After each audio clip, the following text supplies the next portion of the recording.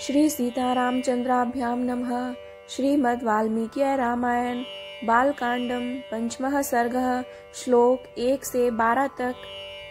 सर्वापूर्वमियं येषामासीत् कृतस्ना वसुंधरा प्रजापतिमुपादाय नृपाणां जयशालिनाम्। अर्थात जहाँ सारी पृथ्वी पूर्व काल में प्रजापति मनु से लेकर अब तक जिस वंश के विजयशाली नरेशों के अधिकार में रही है, येषां स सगरो नाम सागरो येन खानीतः षष्टिपुत्र सहस्राणि यम यान्तं पर्यवार्यन्। अर्थात जिन्होंने समुद्र खुदवाया था और जिन्हें यात्रा काल में 60,000 पुत्र घेर कर चलते थे, वे महाप्रतापी राजा सगर जिनके कुल में उत्पन्न हुए। इक्ष्वाकुणामिदं तेषां राज्ञां वंशे महात्मनां महदुत्पन्नमाख्यानं रामायणम् इति श्रुतम्। अर्थात इन्हीं इक्ष्वाकु वंशी महात्मा राजाओं की कुल परंपरा में रामायण नाम से प्रसिद्ध इस महान ऐतिहासिक काव्य की अवतारणा हुई है। तदिदं वर्त्यष्यावः सर्वं निखिलमादितः धर्म कामार्थ सहितं श्रोतव्यमनसूयता। अर्थात हम दोनों आदि से अंत तक इस सारे काव्य का पूर्ण रूप से गान करेंगे। इसके द्वारा धर्म, अर्थ, काम और मोक्ष चारों पुरुषार्थों की सिद्धि होती है।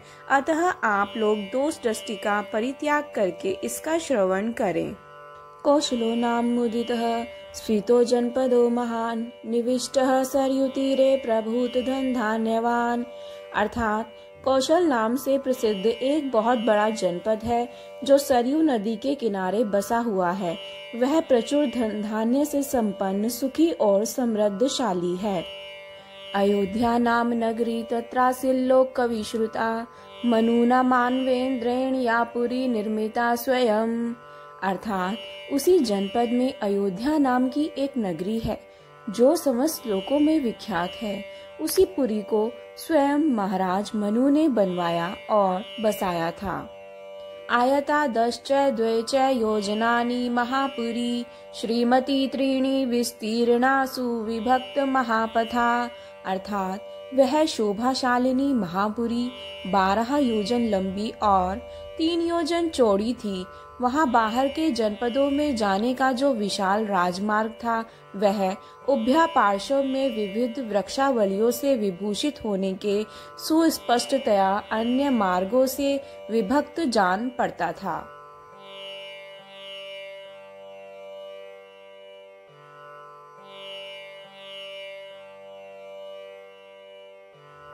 राजमार्गेण महतासु विभक्तेन शोभिता मुक्त पुष्पावकीर्णेन जलसिक्तेन नित्यशः।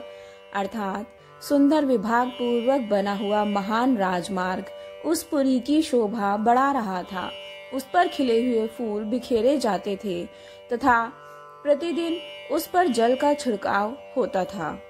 ताम तु राजा दशरथो महाराष्ट्र विवर्धनः पुरीमावास्या मास दिवी देवपतिर्यथा। अर्थात जैसे स्वर्ग में देवराज इंद्र ने अमरावती पुरी बनाई थी, उसी प्रकार धर्म और न्याय के बल से अपने महान राष्ट्र की वृद्धि करने वाले राजा दशरथ ने अयोध्यापुरी को पहले की अपेक्षा विशेष रूप से बसाया था।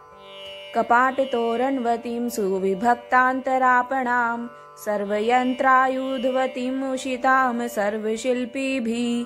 अर्थात वह पुरी बड़े बड़े फाटकों और किवाड़ों से सुशोभित थी। उसके भीतर पृथक पृथक बाजारें थीं। वहाँ सब प्रकार के यंत्र और अस्त्र शस्त्र संचित थे। उस पुरी में सभी कलाओं के शिल्पी निवास करते थे। सूतमागध संबाधाम श्रीमतीं तुलप्रभास उच्चाट्टाल ध्वजवतीं शतग्नि शतसंकुलाम।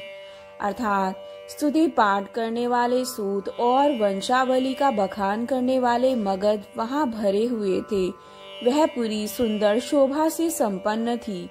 उसकी सुषमा की कहीं तुलना नहीं थी। वहाँ ऊंची ऊंची अट्टालिकाएं थीं जिनके ऊपर ध्वज फहराते थे। सैकड़ों शतघ्नियों से वह पुरी व्याप्त थी। वधूनाटक संधैश च संयुक्तां सर्वतः पुरीं उद्यानाम्रवणोपेतां महतीं सालमेखलाम्। अर्थात उस पुरी में ऐसी बहुत सी नाटक मंडलियां थीं जिनमें केवल स्त्रियां ही नृत्य एवं अभिनय करती थीं। उस नगरी में चारों ओर उद्यान तथा आमों के बगीचे थे।